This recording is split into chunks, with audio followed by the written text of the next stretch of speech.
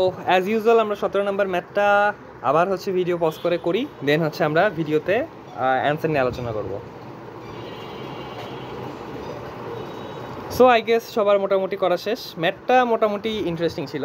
তো ব্যাপারটা হচ্ছে যে এখানে কি বলছে, এখানে বলছে যে ভ্যালু বের করতে বলছে। সো ভ্যালু বের করার জন্য আমার দেখতে হবে যে আমার এই কোম্পানিটা কী অবস্থা আছে, এটা লিভার্ড অবস্থায় নাকি আনলিভার্ড অবস্থায়, এগুলো দেখতে হবে, বা বিভিন্ন অন্যভাবেও ভ্যালু বের করা যায়। সো যাই হোক, এখানে আমার ওর আউটস্ট্যান্ডিং ডেট আছে, মানে ও লোন নিয়ে ফেলছে অলরেডি, এর মানে আমাকে ভ্যালু অফ লিভার্ড ফার্ম বের করতে বলছে।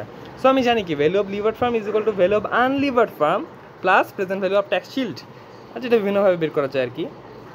তো এইখানে ফার্স্টে কী করতে হবে, তাহলে ভ্যালু অফ আনলিভার্ড ফার্ম বের করতে হবে। তো ভ্যালু অফ আনলিভার্ড ফার্ম বের করার ফর্মুলা কি? হ্যাঁ, ভ্যালু অফ আনলিভার্ড ফার্ম হচ্ছে ইবিআইটি থেকে ইন্টারেস্ট বাদ যাবে না, যেহেতু এটা আনলিভার্ড, এখান থেকে ট্যাক্সটা বাদ যাবে 1 - TC ডিভাইডেড বাই, যেহেতু আনলিভার্ড তাই হচ্ছে কে WACC বলতে শুধু কেই বোঝায়, যেহেতু আনলিভার্ড ফার্ম তার আর ইকুইটি ছাড়া আর কিছু নাই। এটা করার পর তারপর আমার দেখতে হবে যে আমার এখানে লোন কতটুকু নিছে। হ্যাঁ, লোন নিচ্ছে 1,15,000, present value of tax shield যেভাবে বের করে যে ফর্মুলাটা আছে। হ্যাঁ, সো লোনের সাথে হচ্ছে যে ওই মানে ওই ফর্মুলাটা মূলত ইউজ করতে হবে আর কি। যেমন এই যে 17 নম্বর আমরা যদি দেখি, এটাই এভাবেই করছে আর কি। ইজি আছে এটা। তো 17 নম্বর মোটামুটি শেষ।